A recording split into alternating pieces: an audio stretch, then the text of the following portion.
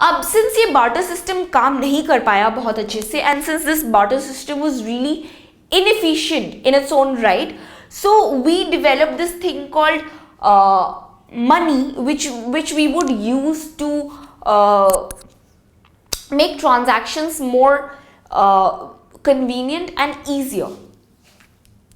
तो मनी जो है वो आज के टाइम पे तो हम उसको करेंसी नोट्स में, लाइक डॉलर बिल्स में या रुपी नोट्स में हम उसको देखते हैं, या कॉइन्स है हमारे पास जिसको हम करेंसी कहते हैं.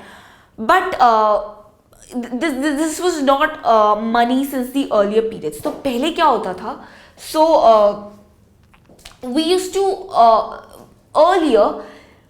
So now the money that we use today, it has this thing called a face value, right?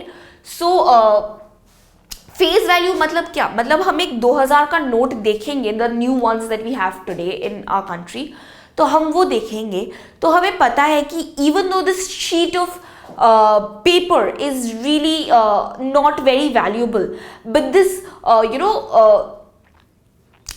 this bill, this note of 2000 rupees with the signature of the RBI governor and everything, the ones that is in regulation under the government or under the Reserve Bank, this commodity may not have a lot of value, but but its face value is very important, because even though it's a sheet of paper, but still it's worth 2000 rupees, which is a great deal, right? So that's how we understand money today. But earlier, पहले हम जो money use करते थे money के लिए, वो ऐसी चीजें नहीं होती थी. हम पेपर पे प्रिंट करके वो नहीं करते थे. हम पहले वैल्यूएबल ऑब्जेक्ट्स को यूज करते थे ट्रेड के लिए. मतलब एक ऐसी चीज हो जो हमें देख के पता चल जाए कि oh this is a very rare beautiful object, and this is something that this commodity by itself is valuable. We didn't look at the face value, we looked at the commodity value of that thing, we looked at its material value, right? So that was something that was used previously. So before we came into this currency notes thing, so we earlier we used to use these rare objects with high intrinsic value. So here I've listed a few things that we used to use for making trade possible, for the mediator, where these are basically जो हम currency आज use करते हैं, जिसको हम money समझते हैं. So these are our primitive forms of money. हम पहले इन चीजों को मनी समझते थे. So these were the ones that were used in place of currency notes. So we have flintstone, we have obsidian. These are basically just stones formed from sedimentary rocks, or these are obsidian is a sort of volcanic glass sort of thing. It's like very polished, and it's made from that volcanic lava that comes out. So these are basically just rocks and minerals and stuff.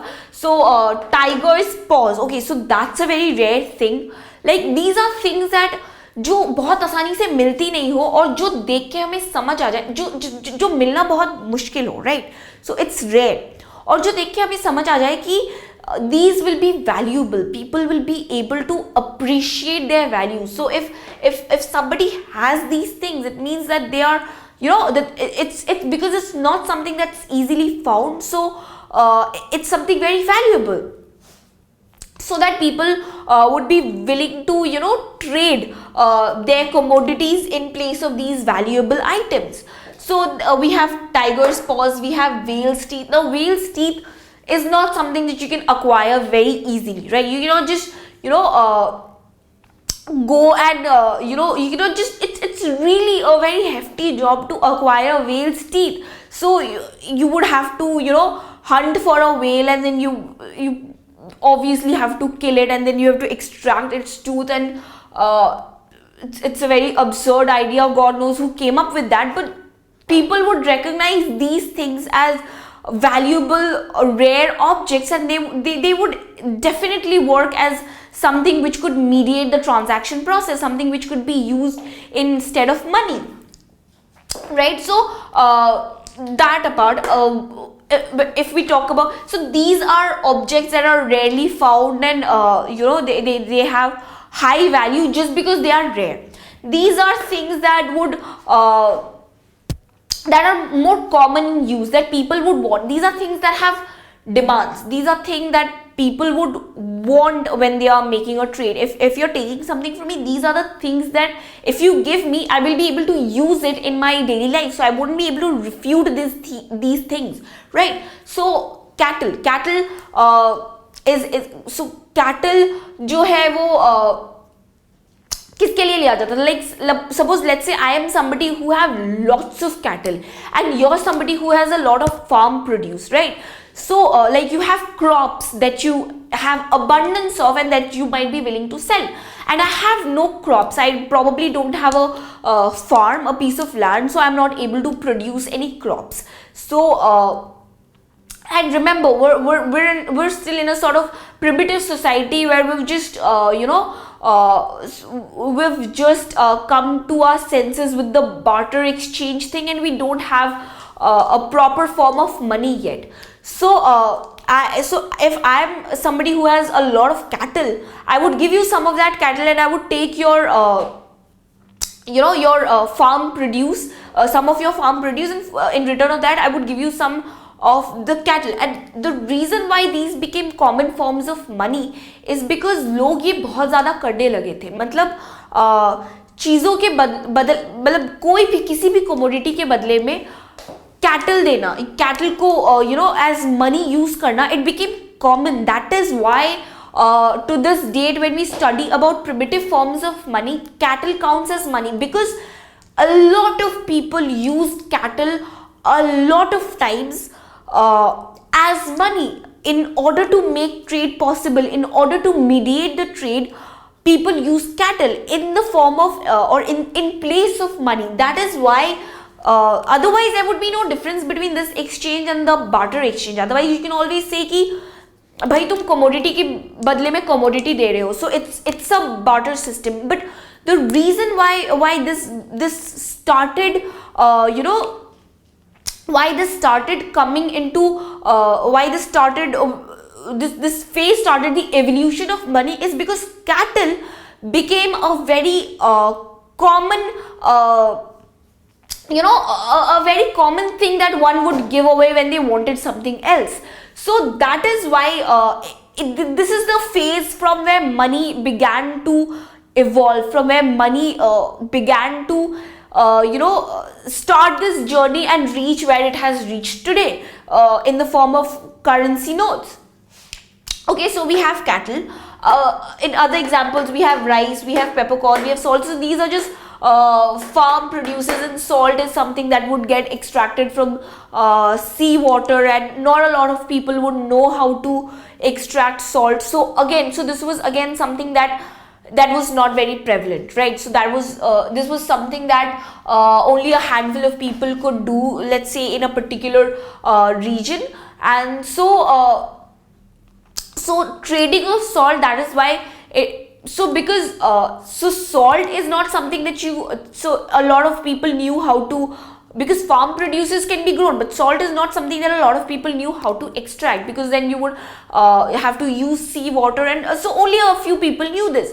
So now these people who knew this, now they would give away salt, abundance of salt in exchange for something that something else that they would want, because they definitely don't want salt. They have lots and lots of salt because they know how to extract it. So then so this person has given salt to somebody else and gotten something else for it. So now this person who now has, let's say, a lot of salt, now this person would want to give away some of that salt in order in return of something else, and he would keep some of the salt for himself. So that is how this would work. So salt became a common mediator of trade, just like money. Okay, so then people would also use valuable metals. Now metals had metals are these are just the before money took its present shape. These are this is how so when there was the metallic stage, this is the closest that this primitive form has come to the present form of money, the use of metallic coins or the use of metals.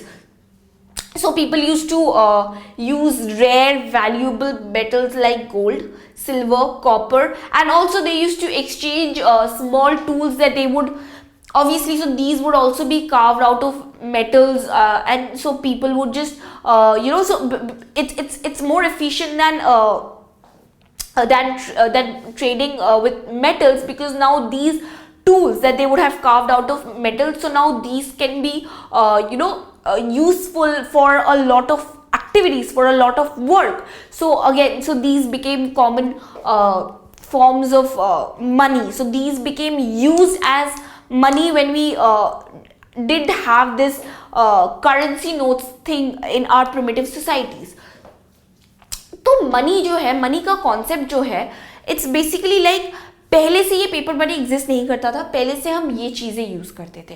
क्यों हम use करते थे? क्योंकि some of these things were rare, some helped us with our day-to-day activities, some of these things could be directly consumed by us and it gave us utility, and in economic terms it gave us utility, and it's just something that there was a demand for. It's something that I would want for myself, right? And I'd be willing to give away something in return of that, like just like rice, cattle and farm produces and stuff like that.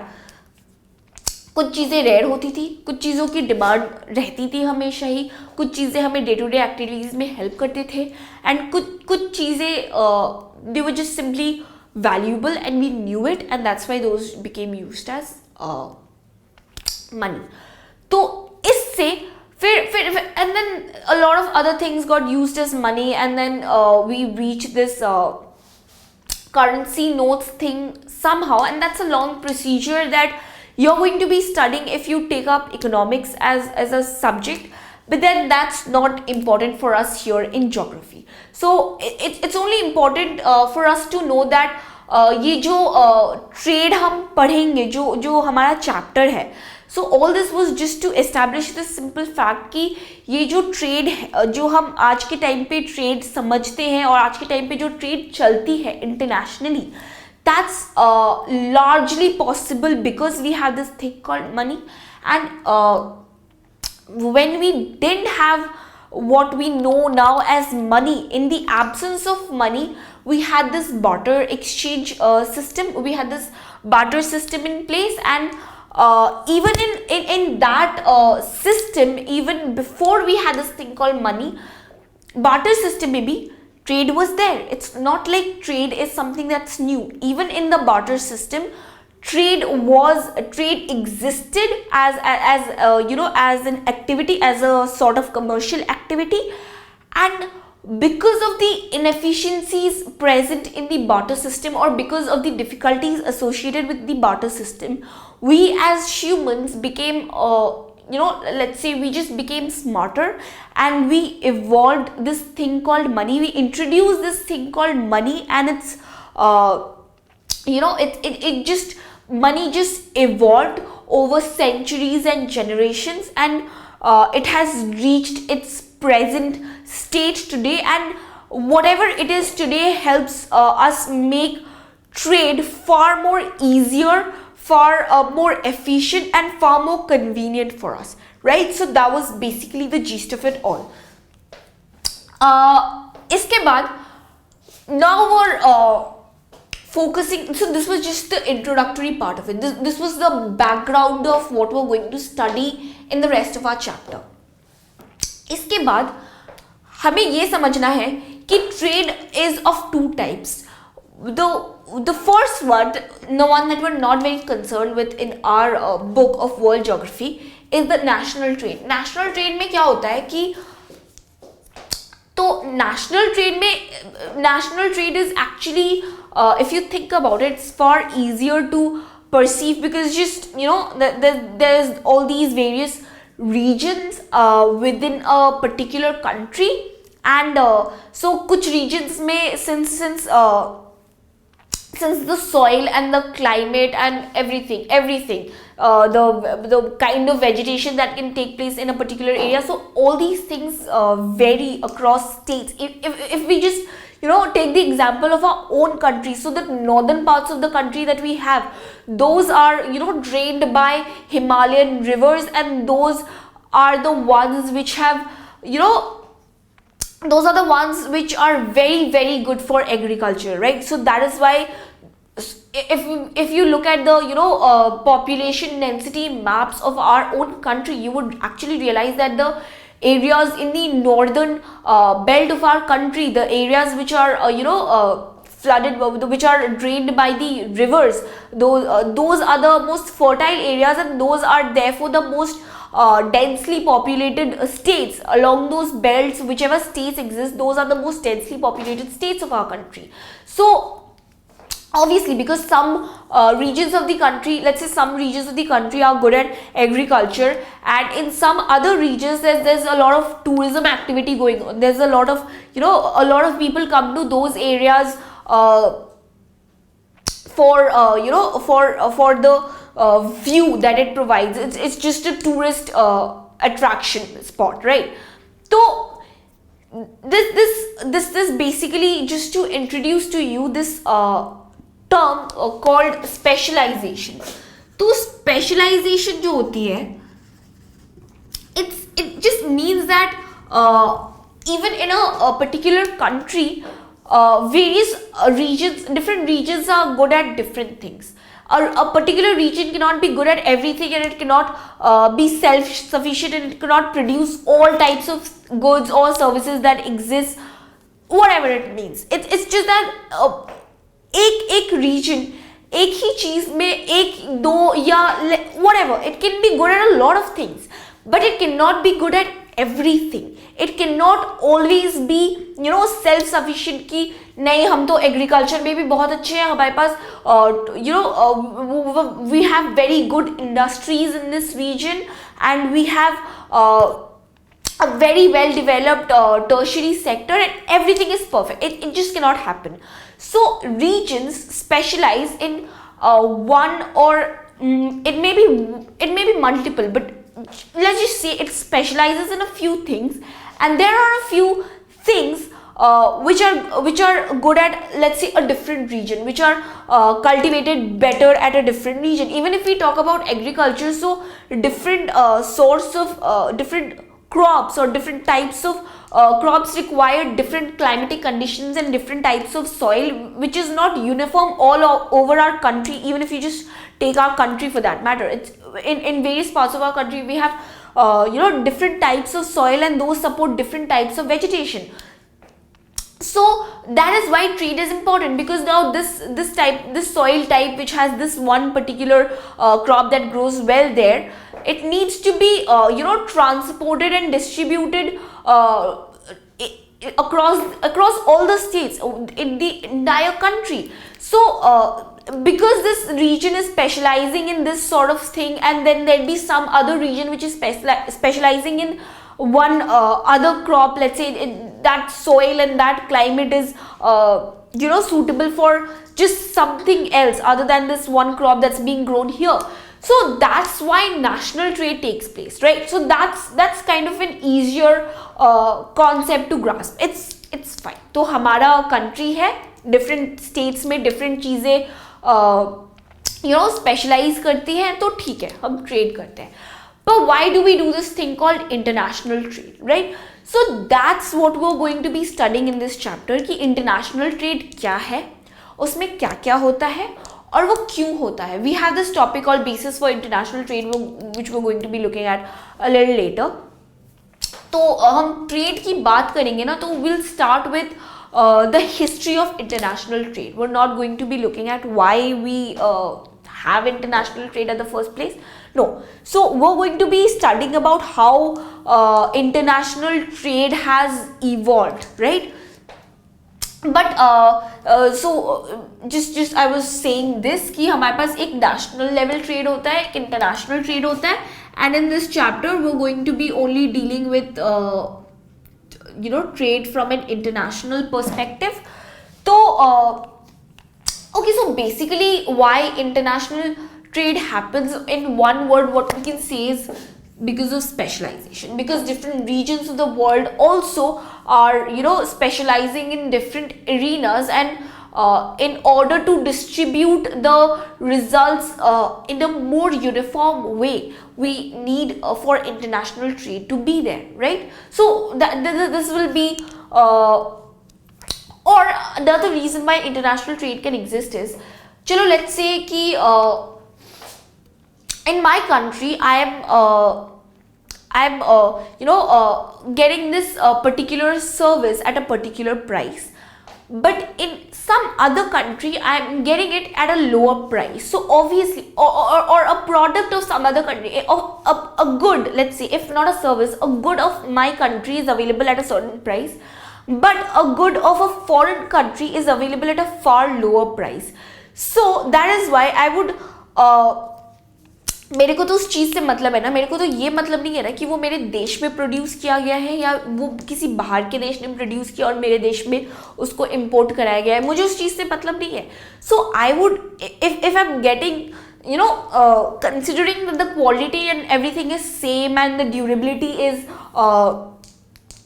basically same for both the two things, so I would definitely prefer something that has that's cheaper, right? So if something that is made by my country, if a good produced by my own country, by a firm from my own country is more expensive, and something which is a foreign good, it's made by a foreign firm, and I know it's made by a foreign firm, but if that's available to me cheaper, and considering that quality and everything is same, or maybe I'm just someone who's not very concerned with quality, but if that thing is cheaper, I am definitely going to buy that, because that takes away less of my money from me, right? It's a very simple concept. So and it's the same for not just मतलब सिर्फ goods के लिए ऐसा नहीं होता है, it's the same for services as well.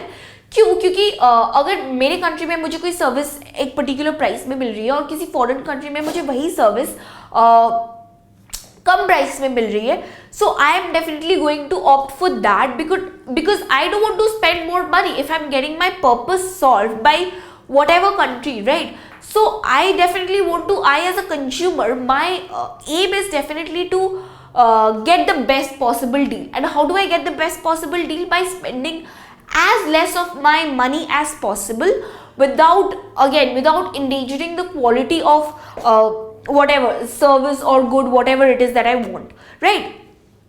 So at a lower price, if I'm able to get a good deal, I would definitely opt for that. And I'm indifferent whether it's whether it's of my country or whether it's of a foreign based firm. It really doesn't matter to me, right? So I am definitely going to go for that which is available at a lower price. So again, another reason for international trade is because we would want something that's available, it might be available with my own country too, but if it's available with my own country and if it's available in a foreign country at a lesser price, I would definitely go for that, right? So that is why international trade has flourished so much, because it sets this level of competition, and in this level of competition, it's like तो क्योंकि even though it's a foreign good, but it's still available in my country because of these because of these institutions that we have called WTO and everything, which regulates trade and which works at making trade free. So that is why that foreign made good is available in my country even though it's not made in my country. So there's a lot of phenomenon happening, there's a lot of economics behind it, but let's just say, to summarize it all, just because it's available to me at a foreign price and it sets this level of competition where you cannot really keep the prices high, because if you keep the prices high, the consumer is going to it's definitely going to prefer something which is cheaper even if it's foreign made. So I as a consumer have this choice. I have the option to choose between the two goods that are available from two different companies, and I as a consumer would obviously choose the one which is cheaper. So that's one reason can be specialization, and the second reason can be that uh, available at a lesser price. And by available, I mean the same good which is available in my country is available in a foreign country, and that's what I mean by available at a lesser price. Means the foreign country gives me a better deal, it takes less of my money, so I am definitely going to go for that. And that is where international trade helps people. That is why international trade is actually good, and it's something that has come to flourish over the period of time. So because it sets the ground for competition, it does not really protect domestic firms, it exposes domestic firms to foreign competition, right?